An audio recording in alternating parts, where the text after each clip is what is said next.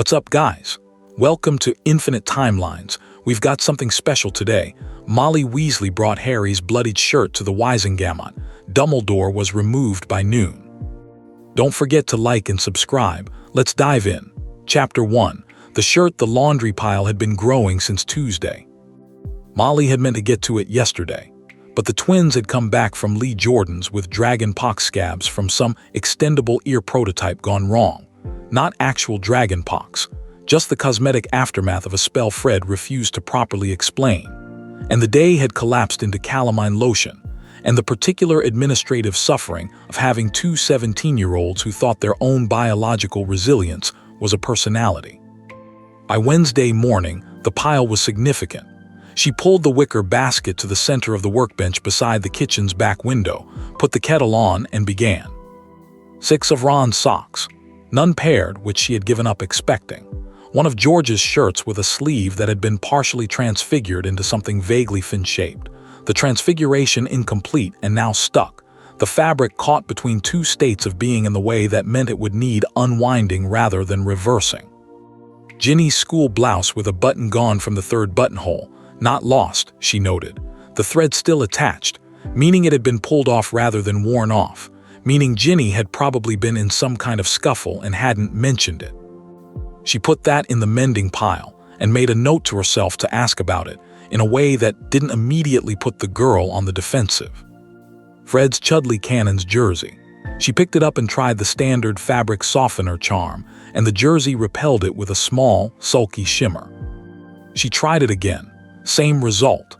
The jersey had apparently developed opinions about the color yellow and intended to air them. She set it aside. She reached into the pile for the next item.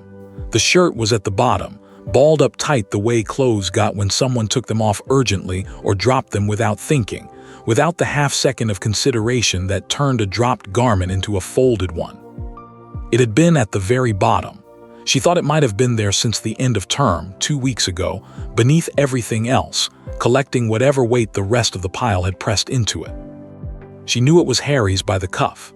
Left cuff, fraying at the edge, where he'd caught it on a protruding nail on the broom shed frame back in the 2nd week of June, and she'd sat him down at the kitchen table and trimmed the threads with her small embroidery scissors, working at the frayed ends until they were mostly even but not quite, not perfectly. The way mending done in a kitchen rather than a proper workroom never quite was. Her own work right there. She recognized it the way she recognized all of their clothes, not by label or maker, but by use, by repair, by the particular wear patterns that accumulated when a specific person inhabited a specific garment in a specific life. She unrolled it. She spread it on the workbench. She looked at it. The white of the collar was no longer white at the neck. It had gone dark, the brownish black of blood that had soaked through fabric and dried and been left, the collar stiff with it where it had absorbed the most. The front panel was the main thing. A spreading brownish geography starting just below the collar and running down and outward across the chest. The kind of staining that meant it had soaked repeatedly, that the blood had come and dried, and then more had come, built up in layers the way watercolor built up in layers, the later washing over the earlier. There was a tear at the left shoulder, narrow, neat at its edges in the way that sharp things made cuts neat, not a snag, not a catch on a nail, not the random mechanical damage of ordinary adolescent existence. The tear was surrounded by the same brown stain. On the back panel, lower right, a roughly circular burn mark, the edges of the fabric singed inward the way fabric burned when the heat source was a magical discharge rather than an open flame. She knew the difference.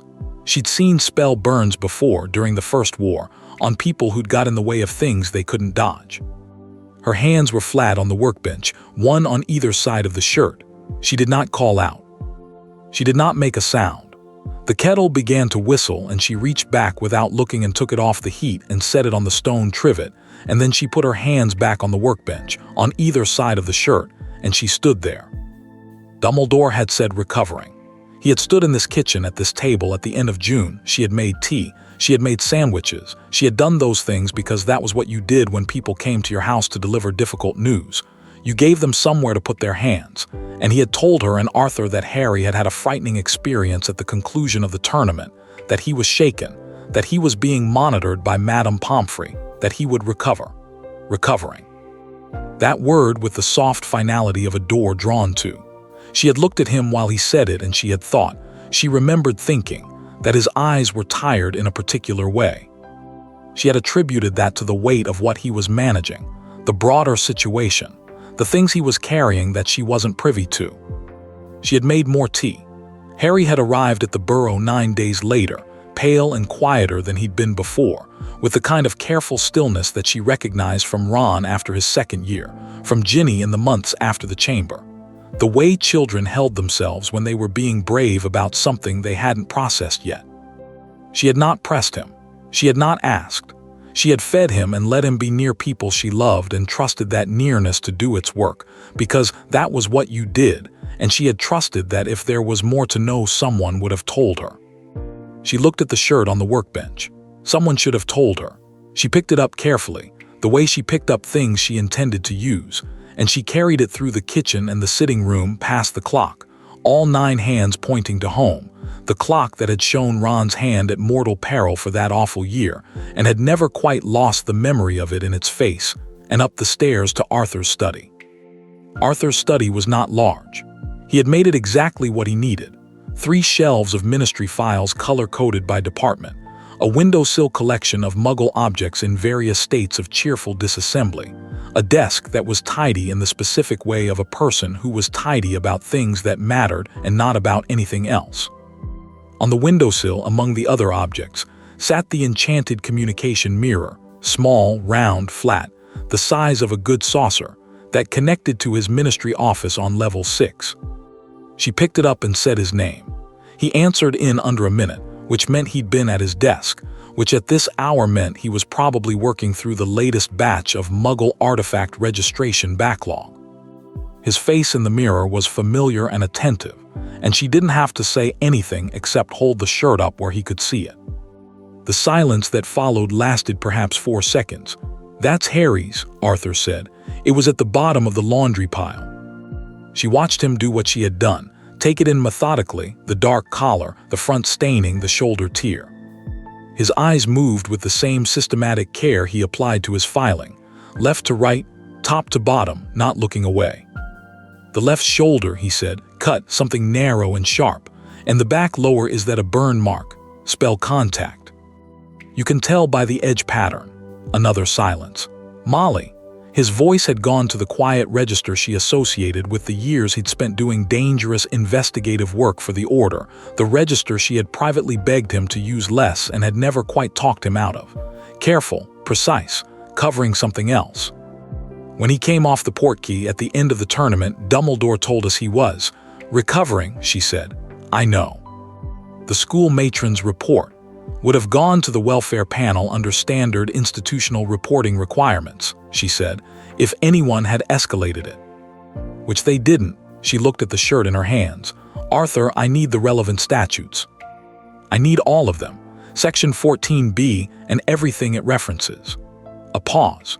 She heard the sound of a drawer opening, his filing system, the lower left drawer that held the legislative cross-references he'd accumulated over 30 years of working adjacent to laws that everyone else found too tedious to bother with. She had always found his fastidiousness with paperwork slightly endearing, in a way she'd never told him, because she was not sure he'd take it as the compliment she intended. "Child Protection Act, 1891, he said, the rustle of paper audible through the mirror. "Amended 1954, that's the post-war revision that expanded the definition of grievous harm to include curse exposure. Amended again in 1979, infurious incident in Wiltshire. A school had covered up a student's injury for nearly 3 months. The amendment closed the loophole they'd used." She heard the flick of pages. Section 14B specifically covers unreported physical harm to a minor ward of a registered educational institution. Hogwarts is registered, been on the institutional roll since 992, where harm constitutes or may constitute grievous bodily harm as defined under Schedule 3. More pages. Schedule 3, Level 3 healing intervention or above, or sustained trauma over 30 minutes or, he stopped. "Or what," she said, "or the use of an unforgivable curse upon a minor's person. The study was quiet. Outside the window, two gnomes were having a territorial dispute near the garden wall, their grunting inaudible through the glass. All three, Molly said. Arthur was silent. He was subjected to the Cruciatus curse, she said. Madame Pomfrey's report. There will be a report, Arthur. Poppy Pomfrey has been filing those reports since before half of the current staff were born. She is not the one who failed. Her report will say sustained Cruciatus exposure. Level 4 harm. And the cut and the burn and whatever else. She did not look away from the shirt. All three categories, Arthur. All three. She heard him exhale. Not sharply, Arthur did not do things sharply as a rule, but she knew the specific quality of that particular exhale. She'd heard it when Percy had stopped writing, and when Ron had come back from the ministry battle last year, and when each one of their children had given him something to carry that he didn't know how to put down. He picked things up. He was very good at holding them. She loved him enormously for it, and right now she needed him to work. The emergency session provision, she said. Subsection 3. A physical article of evidence presented to the chamber floor by a party with parental or guardian standing, he finished. You're not his legal guardian, Molly. Am I not? Legally, his guardians are the Dursleys. His guardians, she said, and something in her voice made the word into a different kind of word entirely, are the people who have spent the last 4 summers feeding him and putting him in a bed and making sure someone looked at him as though he mattered. Legally may say what it likes. She paused. You said the burden of proof on standing is reduced in an emergency session. Significantly reduced. They'd have to challenge it, and the challenge would look unkind. She said it before he could because they had been married 21 years and she knew the end of his sentence. Yes, more paper sounds. He was writing. She waited, and while she waited she stood in the study with the shirt and looked at the gnomes through the window and thought about Harry sitting against the garden wall this morning, with his wand turning end to end in his fingers. She had noticed that motion the first day he arrived. She had thought it was restlessness. She understood now that it was something else, the physical equivalent of checking that a thing was still there, still intact, still in his possession. The way you touch something that had almost been taken. Section 14b, subsection 3, Arthur said. Section 22, on scheduled hearings if they refuse the emergency session, they won't, but have it ready. Schedule 3, full definition, all 4 subsections. He was writing quickly now. Subsection 7, this one is important, Molly. This is your wall if he tries to reframe it as institutional discretion. Subsection 7 explicitly lists what does not constitute an exemption from reporting requirements. Political sensitivity is on the list. It was added in 1979 alongside the Wiltshire Amendment because the school in that case had claimed national security concerns, she said, more or less. The panel rejected it and the amendment made that rejection permanent. He finished writing. I'm going to flu this to you. It'll take me 5 minutes to copy out clearly. A pause. Molly, yes. He's not going to. Dumbledore will not make this easy. I know. He'll have the chamber. He'll have 40 years of trust. I have the shirt, she said, and I have the statute numbers. Arthur, please write quickly. He wrote quickly. Harry was in the back garden as she'd expected. He'd been spending his mornings there since arriving, nominally working through gnome removal, actually sitting against the low stone wall near the compost heap, while the gnomes did more or less as they pleased. She had not commented on this arrangement. The gnomes were perfectly capable of managing themselves, and Harry needed somewhere to be that was outside and quiet and without immediate demands on him, and the garden was that place. She came out the back door and across the grass, which was damp still from last night's rain, and she sat down next to him on the ground. The stone wall was cold and slightly rough through her robes. She felt the damp seep in immediately and minded it not at all. He looked at her with the particular alertness of someone who has registered that the situation is unusual. She did not ordinarily sit on the ground in the garden, and his eyes went to what was in her hands. His face did something she could not fully name, not surprise, not quite dread, something prior to both of those, more elemental, the specific contraction of a person who recognizes a thing and has been waiting, without quite knowing they were waiting, for it to be recognized by someone else. Mrs. Weasley. Harry. That's just an old shirt. I was going to, it doesn't, Harry. His name again, placed with full weight, not harsh, not loud, the way you placed a hand on a shoulder, deliberate, grounding. His mouth closed. His wand turned over once, twice. He stopped it. She did not immediately produce Arthur's list. She sat with him for a moment and looked at the gnome at the far end of the garden who was, with great seriousness, excavating the compost heap. The morning was overcast and warm, the cloud cover thick and diffuse, the kind of sky that made light even and shadowless. A good day for laundry under other circumstances. "Do you know what Section 14B of the Wizarding Child Protection Act is?" she asked. "No, not defensive, just honest. It is a law that says when a child in the care of a school is seriously hurt during something the school organized, the school has to officially tell the ministry within 48 hours. It has to be written down, officially, in a record that this body called the Welfare Panel holds and reviews and can act on." She smoothed the folded shirt in her lap. "There's also a rule that says the people responsible for that child, parents, guardians, people like that, have to be told, properly told, not managed, told." He was looking at his wand now. "Dumbledore did not do either of those things," she said. The gnome made a satisfied noise from inside the compost heap. She watched Harry sit with that.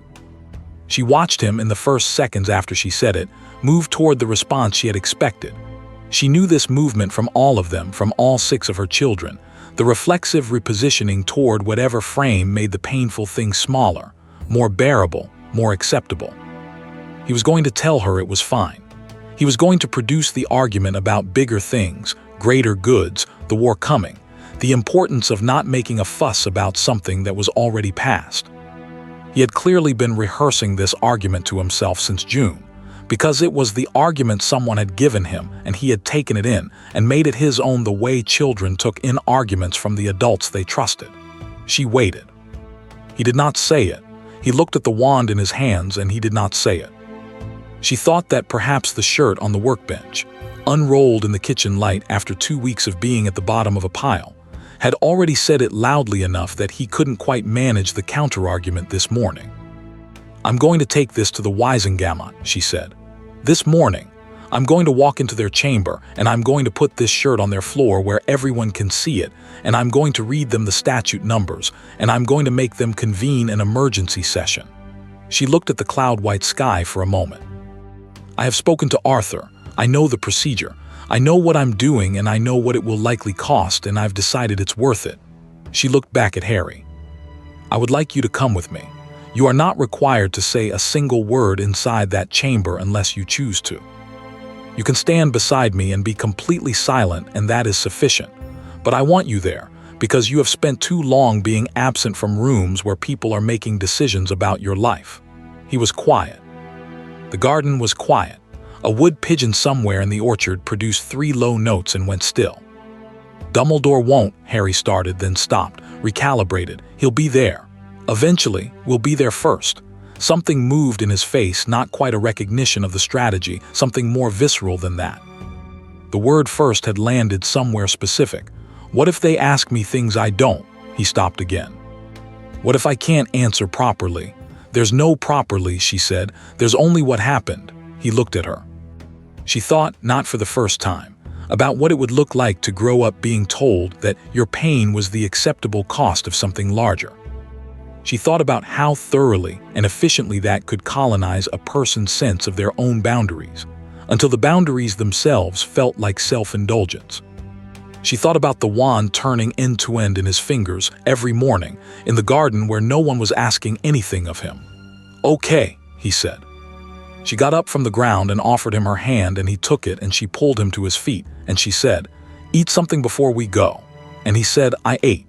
And she looked at him, and he amended this to, "I ate a piece of toast." And she went inside and made him a proper breakfast that he ate at the kitchen table without argument, while she went upstairs and changed into her green robes. They flew at 10:15. She made Harry go first because the flue from the burrow had a slight list to the left, and if you didn't know to compensate for it, you came out at the other end off balance, and she'd taught all of her children to account for it, but Harry had only used it twice. She told him lean right when you feel the pull, and he did, and he came out in the ministry atrium upright, which was the kind of small competence that mattered when you were about to walk into something difficult. The Ministry of Magic's atrium was already in full mid-morning motion. Witches and wizards in robes of various departmental colors, moving with the focused purposefulness of people who had places to be and schedules keeping them honest. The golden fountain ran its perpetual arc. 4 gilded figures, wizard and witch and centaur and goblin and house elf, all of them arranged in the specific aesthetic of an era that thought hierarchy and harmony were synonyms. She had walked past it 500 times. This morning she looked at the house elf's upturned face and the expression the sculptor had put there, and she looked away. She carried the shirt in both hands, folded, the front panel out. She had decided this on the stairs at home. She was not going to put it in her bag. She was not going to obscure it or manage it or minimize it in any way. She was going to carry it through the atrium of the Ministry of Magic where people could see what it was, and if they looked twice, good. She wanted them to look twice. 2 people from the Department for the Regulation and Control of Magical Creatures gave the shirt a visible second glance as they passed. One of them, a young witch with an intern's badge, looked from the shirt to Molly's face, and then to Harry's face and back to the shirt, the expression cycling through confusion and then into something more uncomfortable, the look of someone whose brain has just completed a sum they didn't want to do. Molly walked steadily. Harry walked beside her. He was wearing clean clothes, dark jeans, a gray jumper she recognized as one of Ron's cast-offs, sleeves slightly long so his hands were half covered. He had his wand in his right hand, but not prominently, not raised, just held as people held wands when they were moving through public space and wanted the option without making it conspicuous. His face was doing the cataloging thing, taking in the atrium, the people, the architecture, filing it against whatever internal map he kept of environments and exits and the distribution of other human beings within them. She had noticed he did this in every room he entered. She thought it was probably not a choice. The special lift for the lower levels was at the far end of the atrium, past the security desk, past the banks of regular lifts, tucked against the wall as if someone had wanted it to be slightly harder to find than strictly necessary. She took them straight to it without stopping, without inquiring, without performing any uncertainty she didn't feel. Inside the lift, Harry said, "What happens if they just don't let us in? They will, but theoretically." "If they physically bar the chamber doors," she said, watching the floor numbers above the door, "then I have formally attempted to present evidence under Section 14B and been denied access, which is itself a violation of 3 different subsections. And I come back tomorrow with Arthur and a solicitor from the Wizarding Legal Advocacy Collective. Arthur knows someone there. I have the name. And we file a formal obstruction complaint and request a scheduled hearing under Section 22, which they are required by law to grant within 7 days." She paused. "But they will not bar the doors, because barring the doors means they have seen me and this shirt and decided not to act, and that is a great deal more damaging to them than simply letting us in and dealing with it." Harry was quiet for a floor. "You know a lot about this," he said. "I've had since 9:30, she said. The corner of his mouth moved. Not much, something small and mostly suppressed. She counted it. The lift opened on level 9. Someone in black unspeakable robes got on, looked at neither of them, and got off at level 8, and then descended to level 2, and the doors opened onto the corridor she remembered from Arthur's disciplinary hearing 9 years ago. Wide, stone-floored, cold-lit, the faint chemical smell of the enchantments in the walls that kept certain spells from being cast within 30 feet of the chamber. The smell of a room that took itself seriously. She had told Harry twice now that he didn't have to speak. She told him a 3rd time here in the corridor, because she wanted him to have it freshly in his mind when he walked through the doors. "You are here because your presence is your right, not because you owe this room anything." He nodded. He shifted his wand to his left hand and back to his right. "Mrs. Weasley," he said. "Yes." He looked at the chamber doors at the end of the corridor, the oak, the ironwork, the seal at eye height. He looked at them the way he had looked at the Triwizard Cup, she supposed, though she hadn't been there for that. The way you looked at a threshold you knew you were about to cross, and knew you wouldn't come back through in quite the same shape. "Thank you," he said, for the shirt, for finding it and not just," he stopped, "tried again." "You could have just washed it," he said. She looked at him. "Yes," she said, "I could have." She did not say anything else. She walked to the chamber doors and pushed them open. The sound of the chamber reached her before the sight of it. The 50-person hum of an occupied room, the rustle of robes on tiered seating, the scratch of quills, someone in the mid-gallery whispering to someone else, a sound like water over stones. Then the sight, the circular chamber, the steep gallery tiers curving upward on all sides, the cold torchlight from the brackets between every third seat, the older stone of the chamber floor itself, darker and more worn than the surrounding walls, the stone that had been here for centuries, that had held the weight of a great many official decisions. At the top of the gallery, the chief warlock's seat was occupied by Tiberius Ogden, who was in the middle of reading from a document in a carrying voice about the reclassification of Chisperfels under paragraph 4 of the Beast Being revision. He had the bored, competent tone of a man doing necessary maintenance work that would not appear in any history book. 50 faces turned toward the open doors. Molly walked down the central aisle. She walked between the tiered seating banks, and she walked the length of the chamber floor, and she was aware of every face turning to track her movement, and she was aware of Harry at the entrance to the chamber floor where the aisle gave way to the older stone, and she was aware of Tiberius Ogden's voice trailing into nothing, the Chisperfel document held loosely in his hand, forgot. She reached the center of the floor. She bent down. She placed the shirt on the stone, spreading it flat with her palms, the front panel up, the brown staining facing the light. She smoothed it the same way she smoothed all of their clothes when she laid them out, with care, with attention, making sure the full extent of it was visible and not obscured. She stood up. She put her hands at her sides. The chamber was silent in the way that 50 people being silent made silence, not empty but full, pressurized, the collective held breath of a room that has just seen something it didn't expect and is deciding what to do about it. Tiberius Ogden, in the chief warlock's chair, looked at the shirt. He looked at it for a considerable time. Then he looked at Molly. He was 73 years old and had been in this chamber for 30 out of them, and he wore the expression of a man who understood exactly what kind of morning his Wednesday had just become and was choosing, with the deliberate weight of someone who still believed in what the room was supposed to be for, to do his job. "I am Molly Weasley," she said. Her voice went up into the gallery without effort, the same voice that reached across a full orchard. The same voice that had called 6 children to meals through open windows for 2 decades, measured. Each syllable placed where it needed to land. "I invoke Section 14B of the Wizarding Child Protection Act of 1891, as amended 1954 and 1979. The physical article on this chamber floor is clothing belonging to Harry James Potter, aged 14, a 4th-year student enrolled at Hogwarts School of Witchcraft and Wizardry, which is a registered educational institution within the jurisdiction of this body." She opened her handbag and took out Arthur's list, written in his careful hand, the statutes numbered and cross-referenced in the color-coded system he'd spent 30 years perfecting. She glanced at it once to confirm the ordering, and then looked back up at the gallery. Harry Potter sustained grievous bodily harm during the final task of the Triwizard Tournament on the 24th of June this year. That harm was not reported to this body's welfare panel within the statutory 48-hour period. It was not reported within any subsequent period. As of 9:30 this morning, it remains entirely unreported and entirely unrecorded in any official document that has ever reached this chamber. She let that land.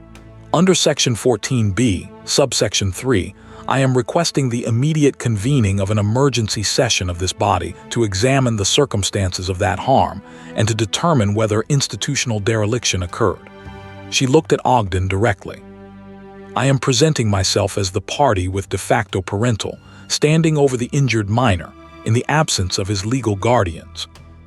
I am prepared to demonstrate that standing under challenge. The welfare panel quorum requirement of 5 members is met by the composition of this room, and under subsection 6, an emergency session requires only a majority voice vote of those currently present to commence. She paused. 1 beat. 2. I would like to call that vote now, Deputy Chief Warlock. The gallery was entirely still. Someone in the upper tier shifted their weight, and the movement of cloth against wood was audible from the floor. Tiberius Ogden looked at the shirt on the stone for another long moment. She watched him look at the shoulder tier. She watched him look at the front panel. She watched him make a decision, not reluctantly, not with visible conflict, but with the specific, deliberate quality of a man who had spent 38 years waiting, on some level, to be in a room where someone did this exact thing. He set the Chisperful document aside. He cleared his throat. The voices came back immediately. Not a trickle, a rush.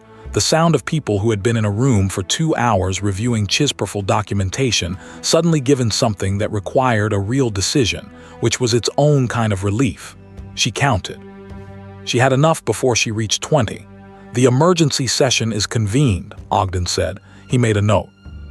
He looked at the scribe station at the gallery's lower level and the ministry scribe, who had been frozen with his quill midair since Molly's first sentence, unfroze with visible effort and began writing. "We will require the welfare panel members present to formally seat themselves, and I will ask for an additional 4 panel members to be contacted through standard emergency summons." He looked at a woman in the second tier who was already on her feet.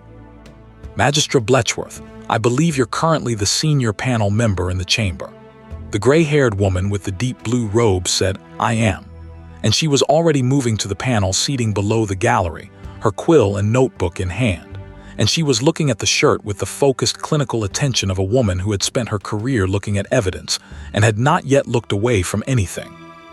Molly lowered Arthur's list. She turned to face the chamber entrance where Harry stood, exactly where she'd left him, at the junction of the aisle stone and the older floor.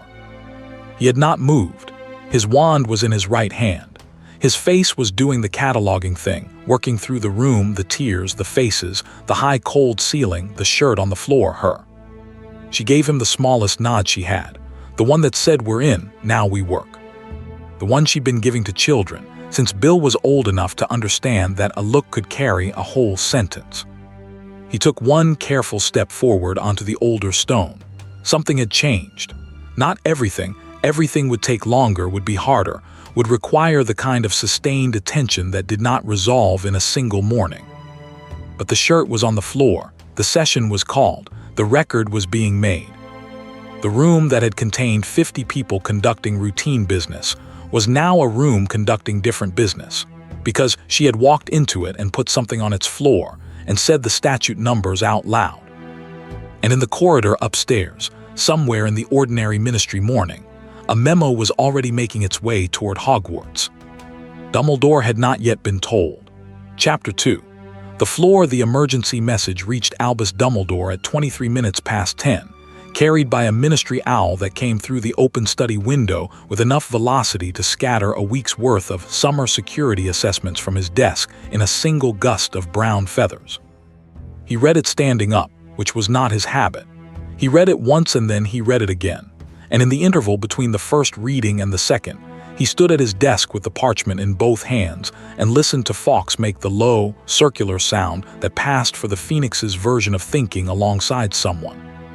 The message was terse in the way ministry emergency notifications were always terse. Form language, section numbers, the name of the presiding deputy chief warlock, a timestamp. It did not need to be anything other than terse. The section number told him everything. Section 14, B, emergency session convened. Presenting party, Molly Weasley. He set the parchment down on his desk.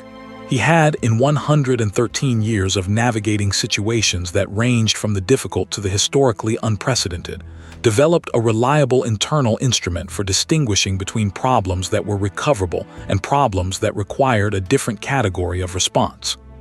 He consulted it now. The instrument considered Molly Weasley, whom it had always respected with a thoroughness that bordered on wariness. It considered the Wizengamot chamber, which he knew as intimately as he knew his own office. It considered the specific provision of Section 14B that permitted emergency sessions, and the further provision that limited exemption grounds, and the 1979 amendment that had closed the last available interpretive gap. The instrument returned its verdict. This was recoverable. It was recoverable because he had navigated the Wizengamot for 4 decades, and because Molly Weasley, formidable as she was not a political strategist, and because he understood this body in ways that took lifetimes to accumulate. He would go. He would be present.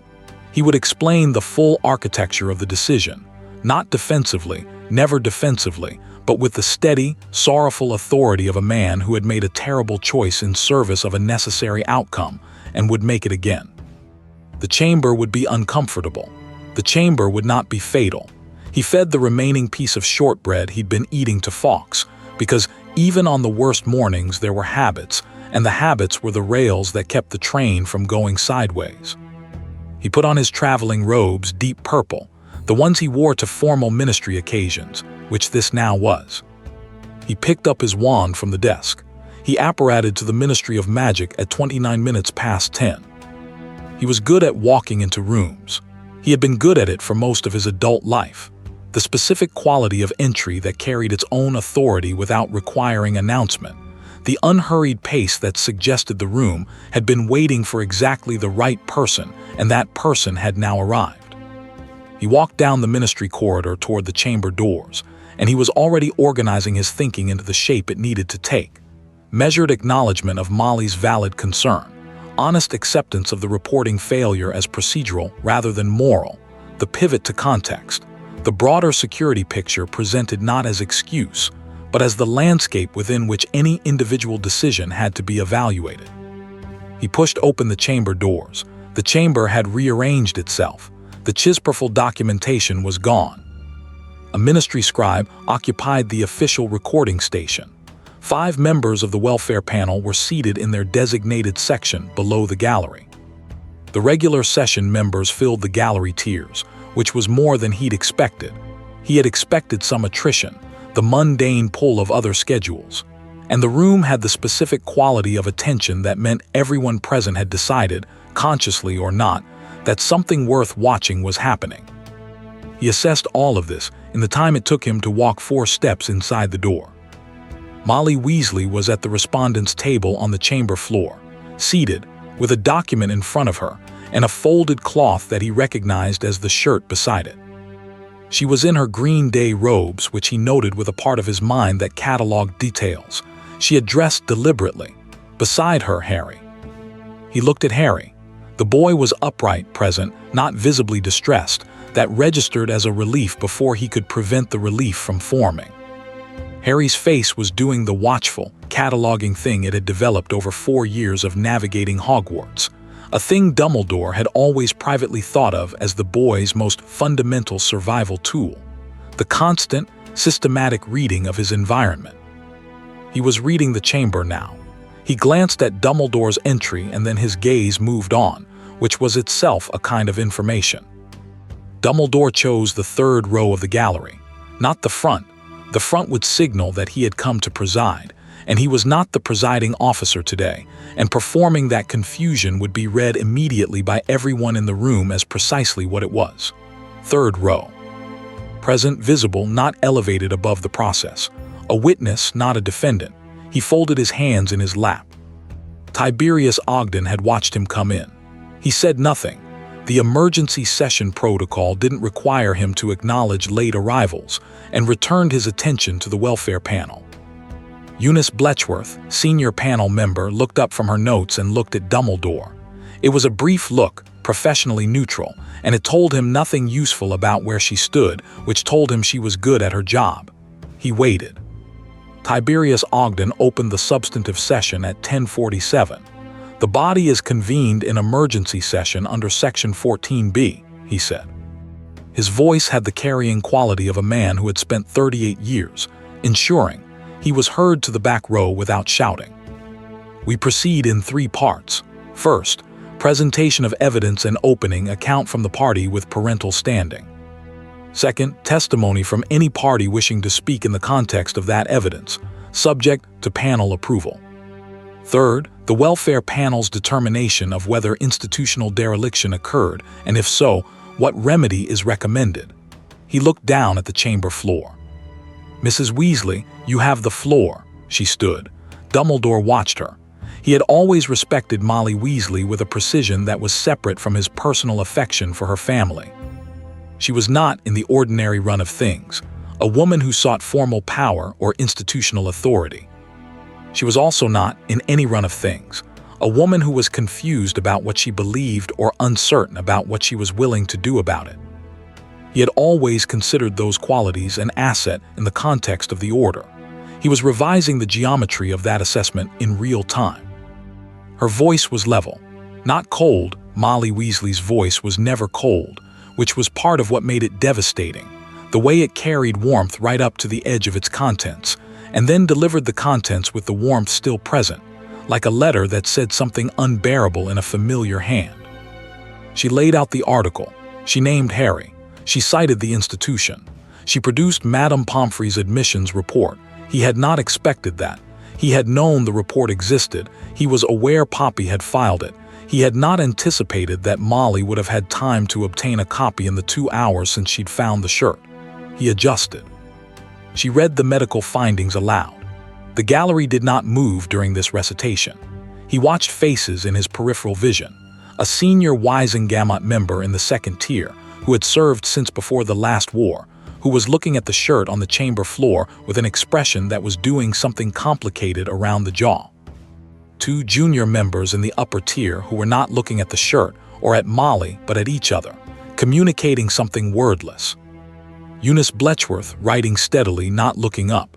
Molly put the report down. She held the shirt up in both hands, front facing the gallery, held it there for a measured moment and set it back down on the table. "This is the only record I found," she said. Then she sat down. The room held what she had put in it. Dumbledore looked at the shirt on the table. He had seen it in the graveyard, in the chaos of that hour, not examined it, not catalogued it.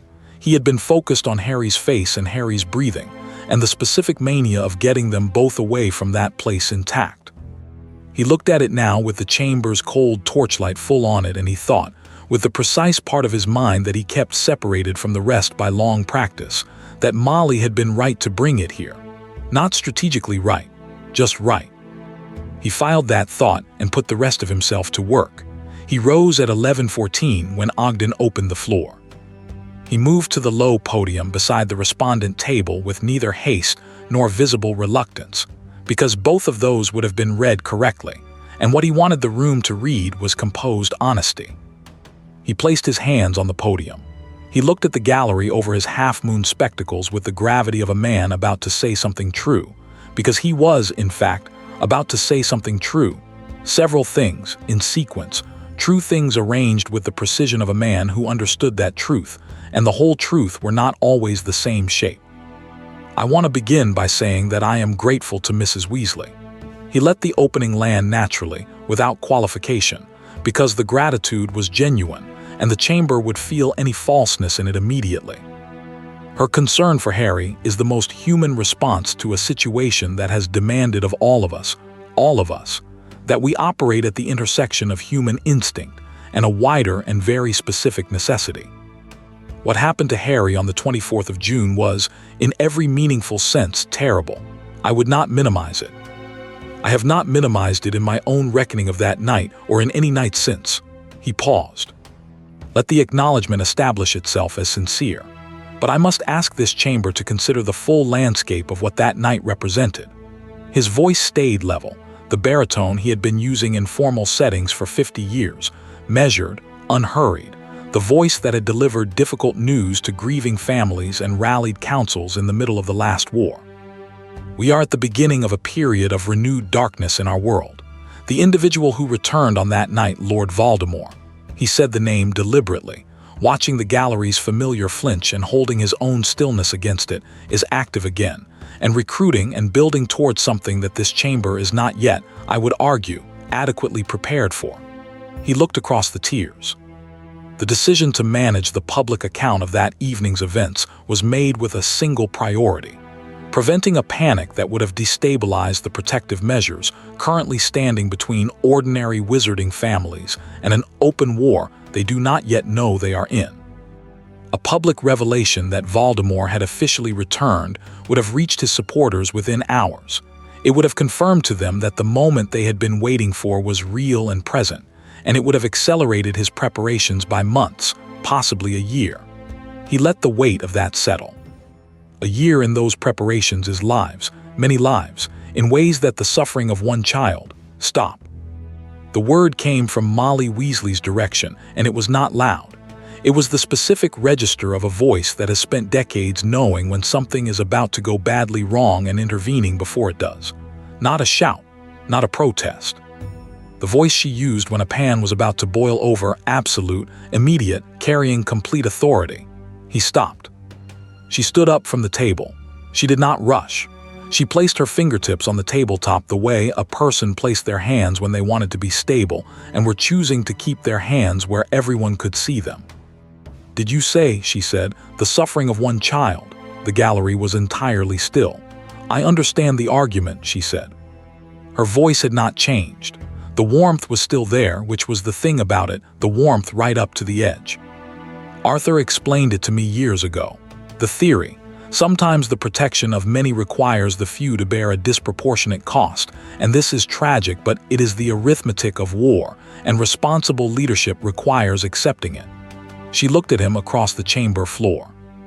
Not with the heat of someone who had lost control of the conversation, with the attention of someone who has decided exactly what question to ask. "I want to ask you one thing, Albus." The use of his first name moved through the gallery like a change in temperature.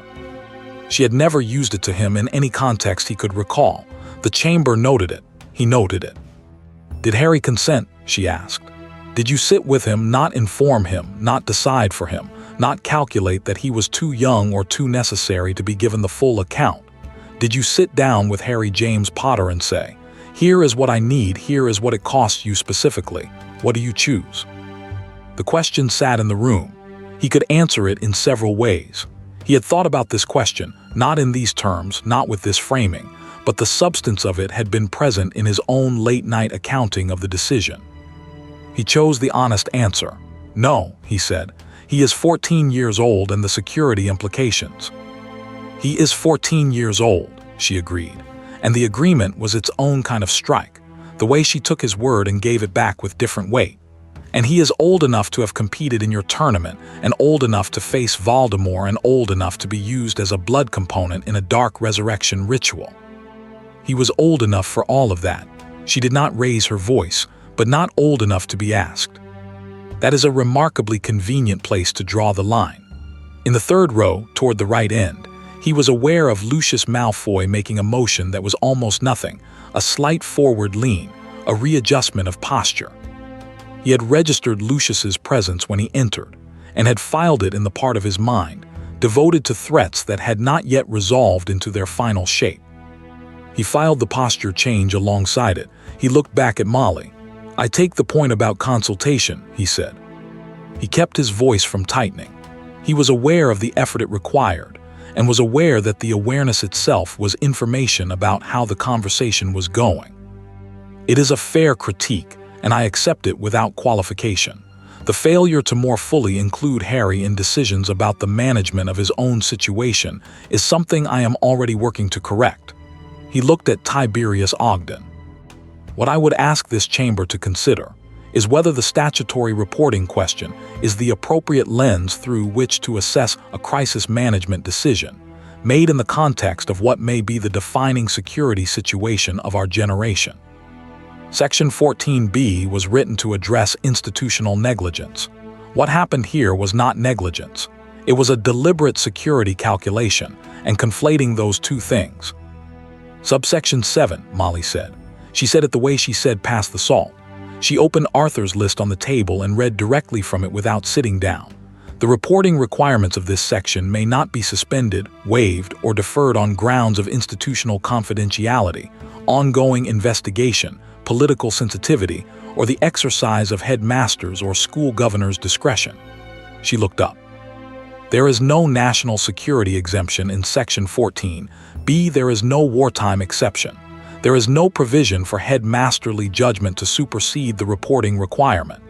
She set the list down.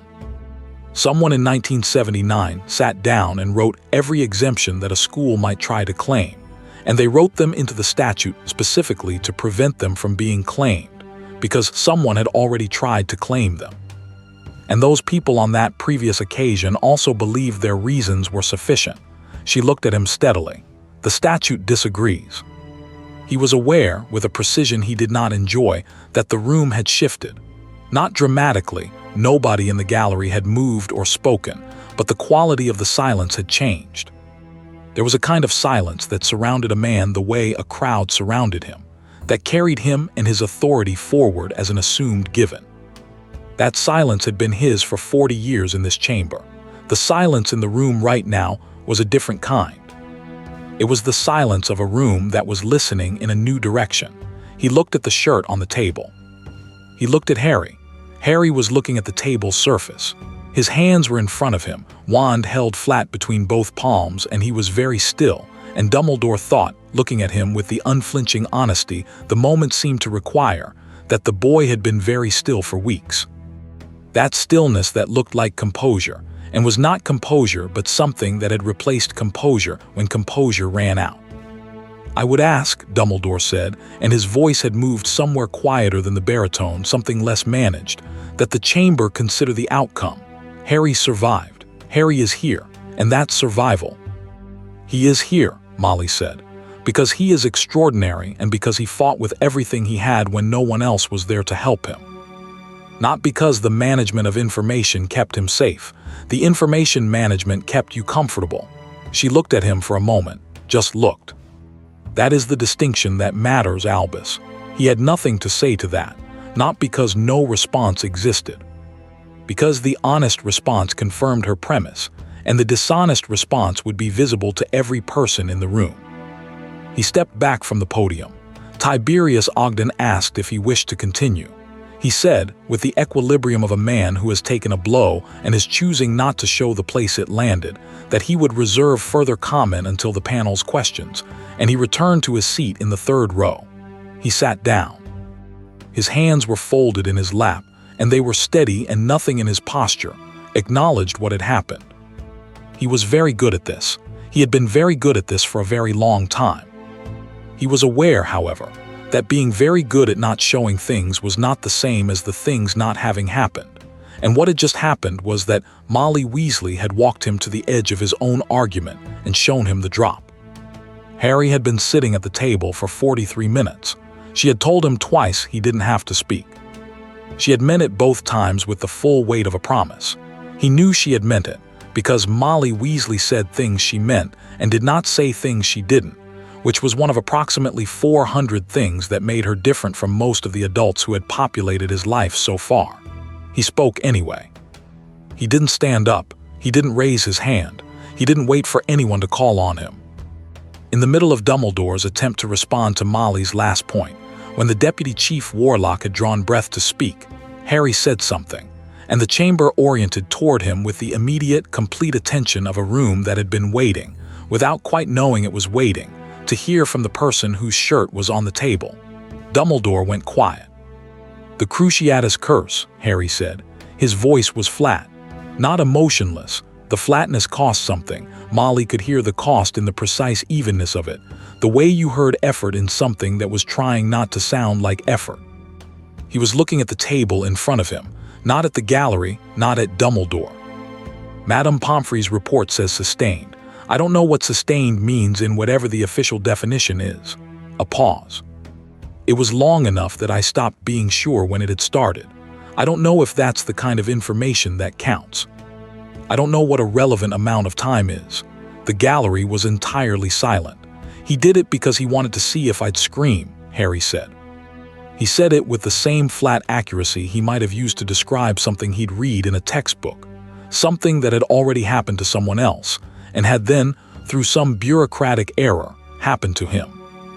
"I tried not to. I don't know why that mattered to me at the time. It doesn't matter now, I don't think.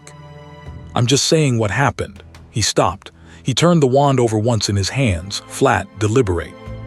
"When Professor Dumbledore came," he continued, "he was fast. He was good. He got me back and he sat with me in his office, and he was kind."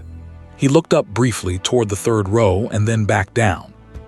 "I believed him when he said that managing the information, was the right thing to do. I understood the argument. I've always understood the argument. He paused again, and this pause was different from the others, not a breath taken, but a thought arriving, or a thought that had already arrived being said aloud for the first time.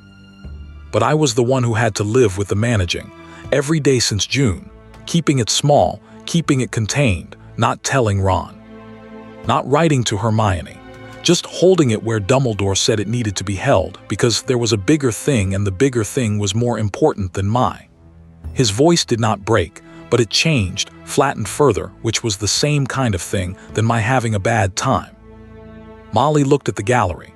She looked specifically at the faces of the people she needed to look at.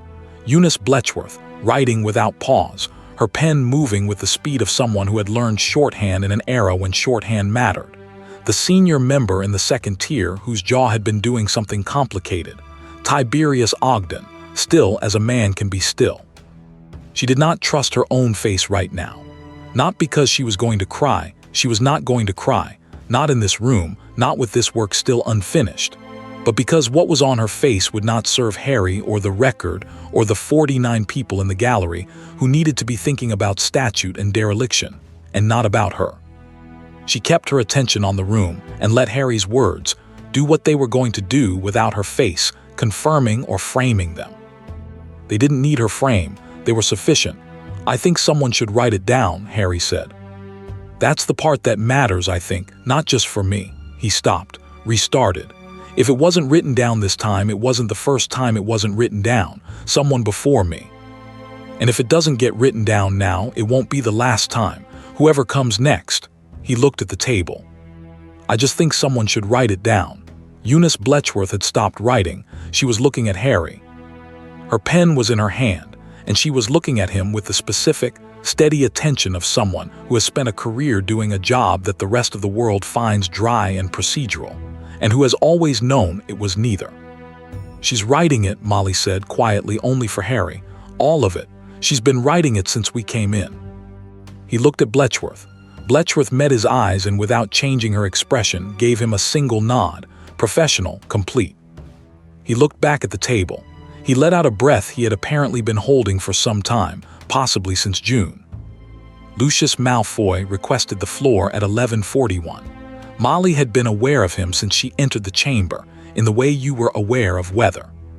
He was in the gallery's right section, 4th row, a position that put him in sightline from the chamber floor without placing him at the front, which was the same strategic choice Dumbledore had made upon entry, and which told her that this was a room full of people who understood that where you sat announced what you were doing before you opened your mouth.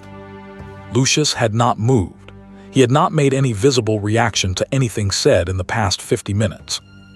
He had sat with his hands folded on the gallery rail, and the expression of a man attending a performance he had seen before, and was watching for the quality of the execution. She had known from the moment she saw him that he would do something.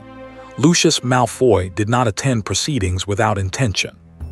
She had spent the first 20 minutes after her opening quietly working out what the intention might be, and she had arrived at a conclusion that she found both useful and deeply irritating. He rose from the 4th row, and he did not descend to the respondent position, which was itself a statement. He was not a party to the proceeding.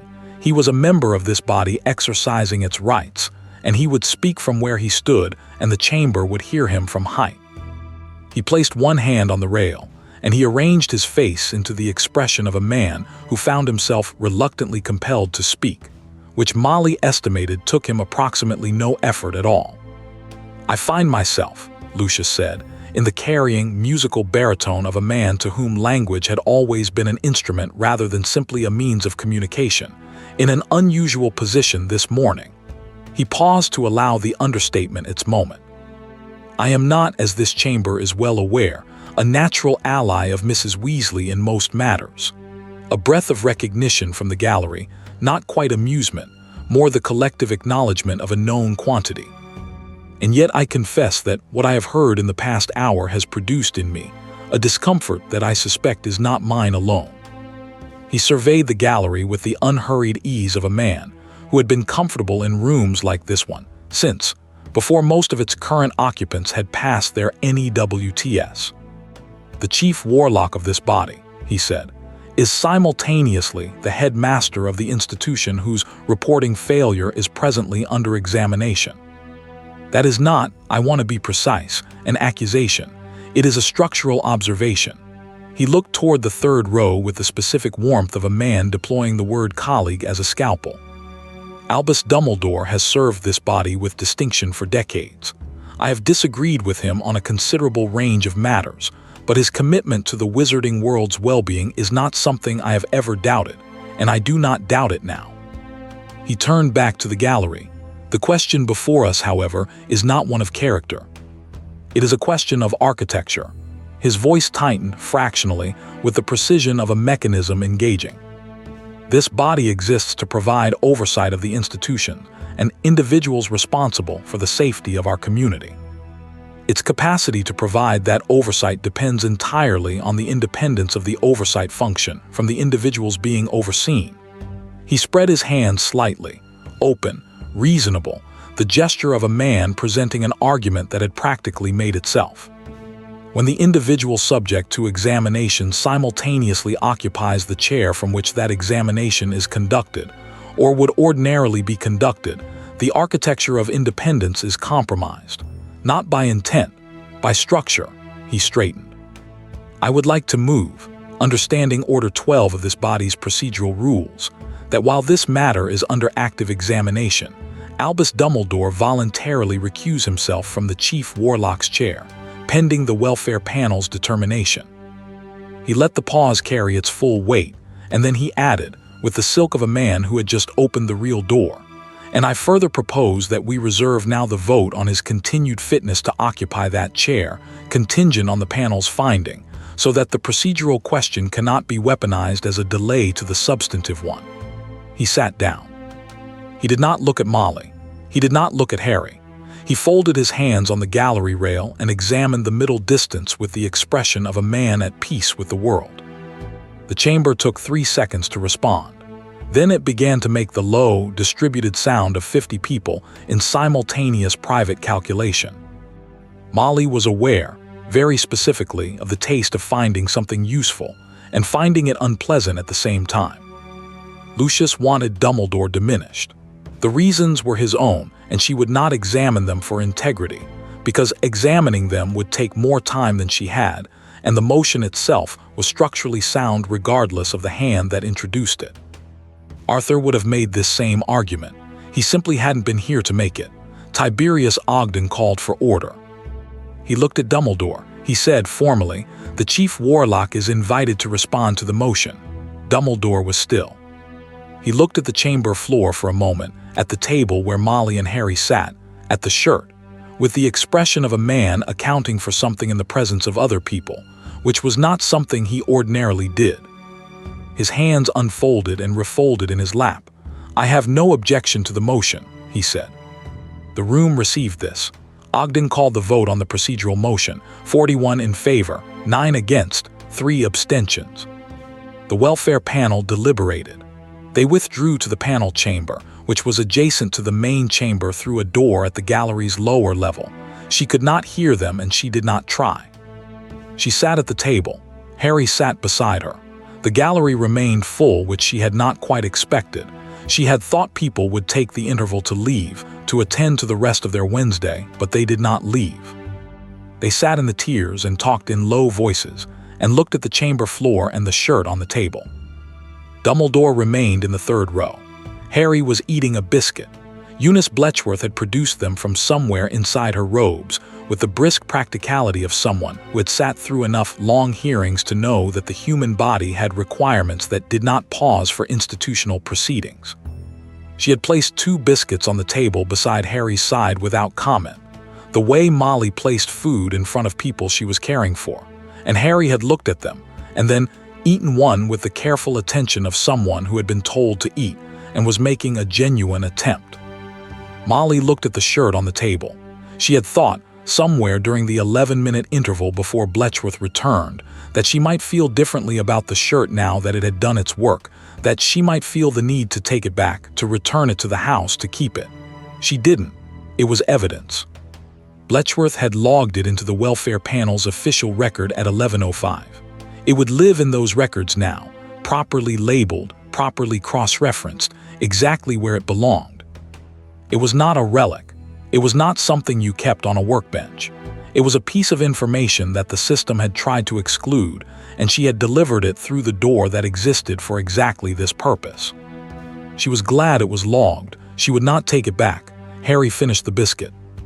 He looked at the second one and ate that too. "Mrs. Weasley," he said quietly for her only. "Yes." He turned the wand over in his hands, end to end once. "I didn't know you could do this. I knew the Wizengamot existed. I didn't know I didn't know there were rules specifically about schools and reporting," and he started differently. "Nobody told me there were rules for this specifically." "No," she said, "why not?" She thought about this honestly for a moment. "Because people who benefit from you not knowing tend not to tell you," she said. "And people who might have told you were either working within the system or didn't think to. And you've been rather busy surviving, which takes up a great deal of the attention one might otherwise devote to reading legislation." She looked at him sideways. "You know now." He considered this. "Yeah," he said, "I do." Behind them, the gallery had gone slightly quieter, which meant the panel chamber door had opened. She heard footsteps, the sound of the panel returning to their seats, and Eunice Bletchworth's voice asking for the chamber's attention. Bletchworth stood at her panel station and read from the notebook she had been writing in since 10 past 10. Her voice was clear and steady, and she read without editorializing, which was the correct way to read findings aloud, and also, Molly thought, the more devastating way, because the words themselves were sufficient. Institutional dereliction was confirmed under Section 14. B. The panel had found the failure to report deliberate rather than negligent. She read the definition. Negligence was failure arising from oversight or inadequate process. Deliberate dereliction was failure arising from a conscious decision not to report, irrespective of the reasoning behind that decision. The statute made no provision for good faith exceptions under the deliberate category.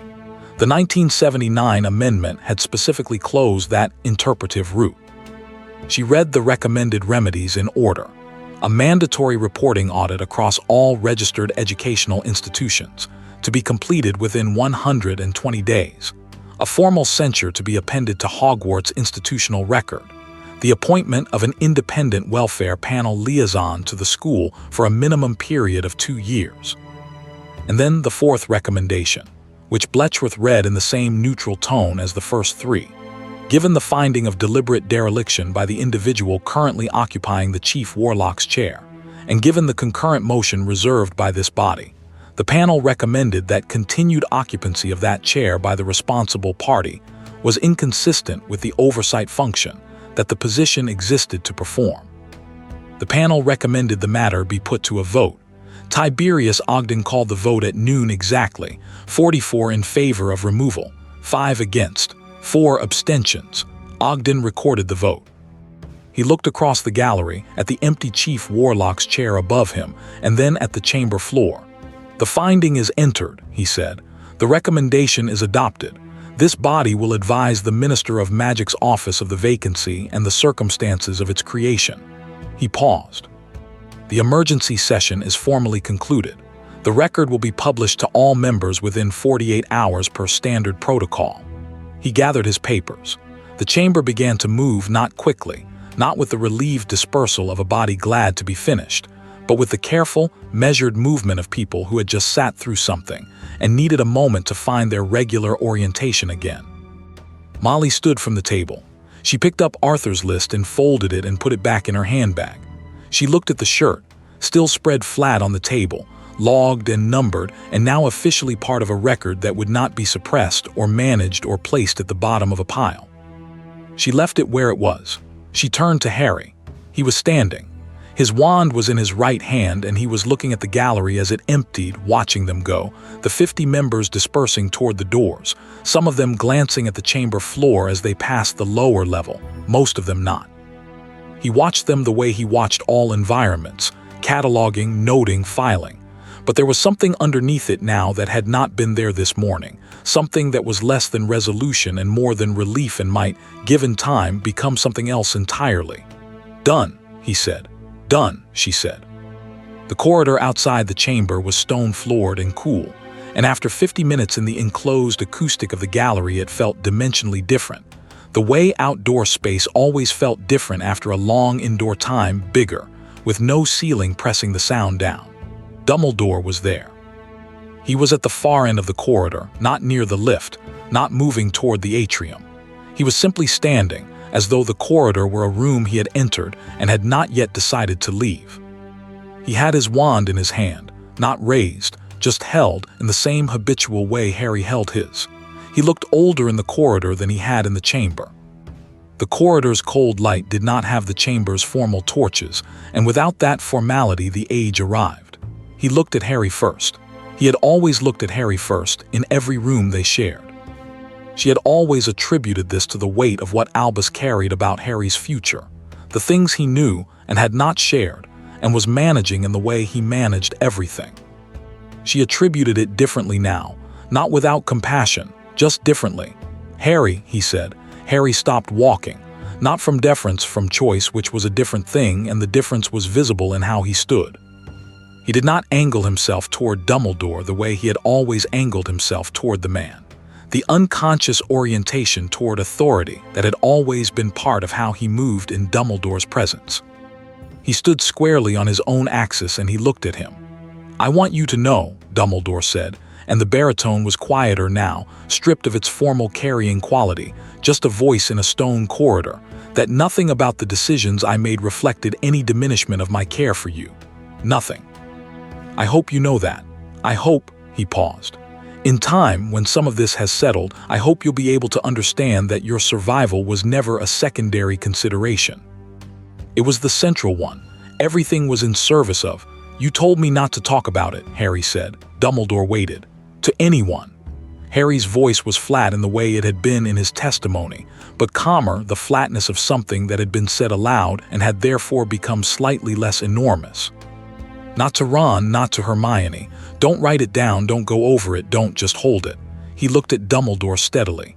"And I did, for weeks. I held it exactly where you put it. And every day I held it I told myself it was right, it was fine, it was the cost of the bigger thing." He stopped. Then, "But it wasn't my decision that it was the cost. I didn't make that decision. You made it and I got to carry it." Dumbledore looked at him for a long moment. The half-moon spectacles caught the corridor light. His face had the complicated dignity of a man receiving something he had earned, in the original meaning of earning, not the pleasant meaning. "You are right," he said. "I didn't ask." Harry looked at him. "Yeah," he said, not angry, not triumphant, just the word with the weight of several weeks behind it. "I know."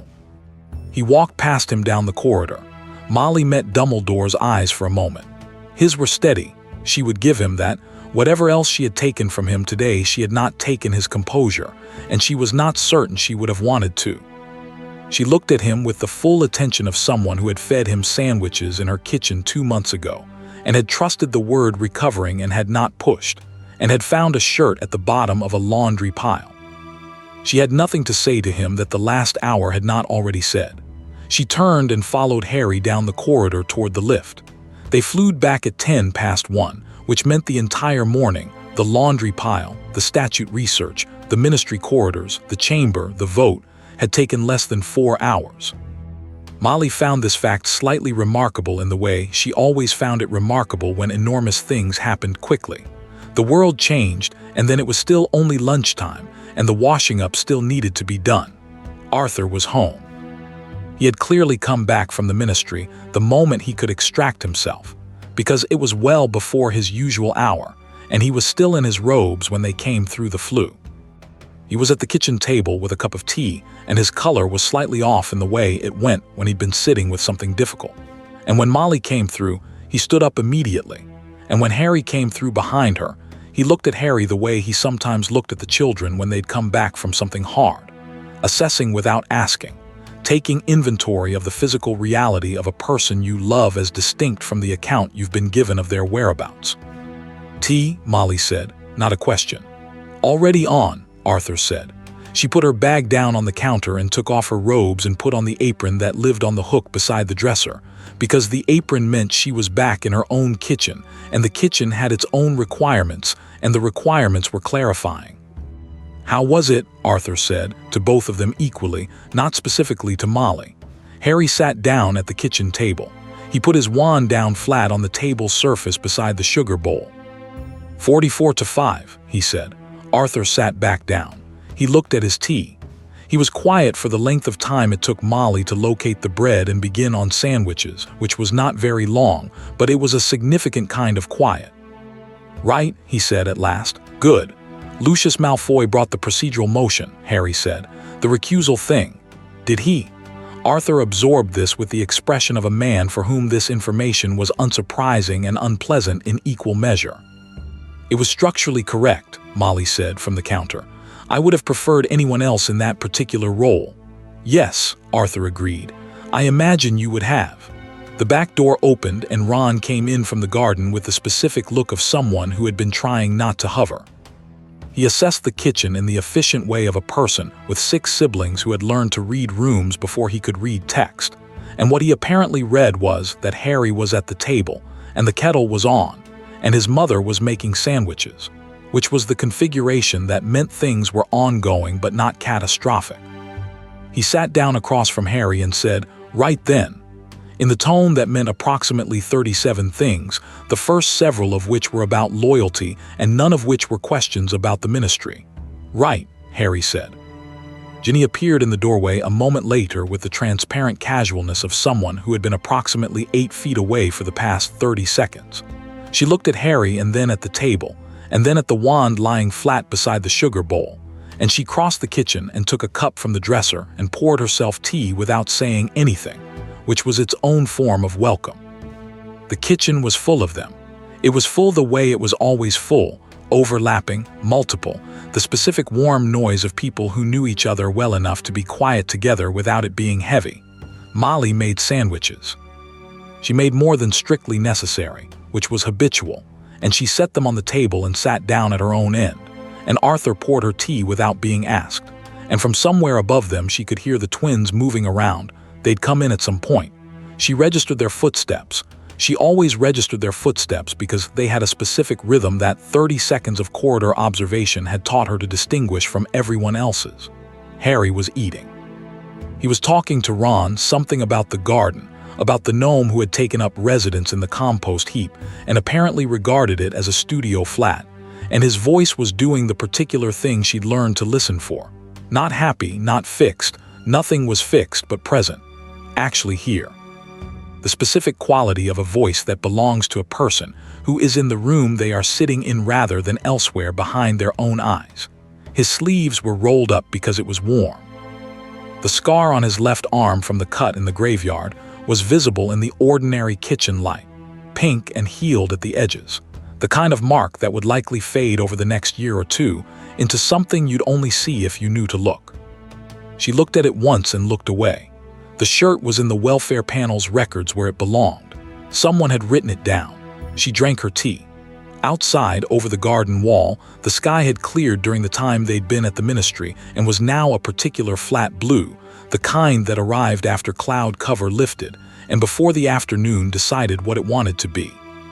The gnome in the compost heap had apparently achieved something, because from the garden came a single, satisfied noise of discovery, and then quiet. Arthur's hand found hers under the table. She turned her palm up and held it. At the other end of the table, Harry reached for a second sandwich, which was something she was going to remember when she needed to remember it on a harder day. Harry Potter at her kitchen table in the middle of an ordinary afternoon, eating a second sandwich, the window behind him full of blue sky. Nothing was finished. The war that was coming was still coming. Dumbledore had been removed from one chair, and not from the dozen other positions from which he would continue to operate, and she harbored no particular illusion that the system had been corrected by one morning's work rather than pressured into one correct response, and the Lucius Malfoys of the world were still in their gallery seats sharpening their own quiet instruments. She knew all of this with the practical clarity she brought to everything, but the record existed now. Harry had been in the room when it was made. That was the thing she would carry forward from this morning, not the vote count or the statute numbers or even the look on Albus Dumbledore's face in the corridor. Harry in the chamber, on his own axis, saying, "I just think someone should write it down." and Eunice Bletchworth looking up from her notebook and nodding once. And it had been written. She poured more tea.